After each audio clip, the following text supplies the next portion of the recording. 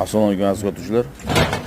Sportimiz katalizator zabiti bo'lgan, mashina yaxshi yurmagan, 80 dan oshmagan ekan. Mana ahvoli Primevga bu mashina katalizator Primevga bo'ladi. Primevga katalizatorlarni olib kelib turinglar, yuvib turinglar. Har kunda 50 mingda yuvib tursalaringiz katalizator erib ketmaydi. Endi katalizator arzonlamasini, detallamasini hammamiz bilamiz. Eng arzon katalizator ham 300 dollardan kam bo'lmaydi.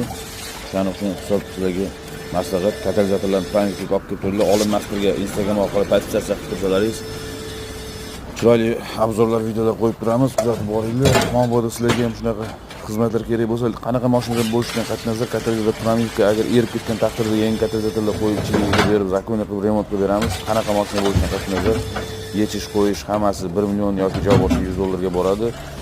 Kuzatib boringlar. Chiroyli obzorlar. Xo'sh, o'zlaringizdan fikr yuritinglar. Mashinalar qanaqa yuryapti, bo'g'ilyaptimi, rafo ko'payaptimi, sassiq chiqyaptimi, hammasini bartaraf qilib beramiz. Aloqada qolinglar, kuzatib boringlar.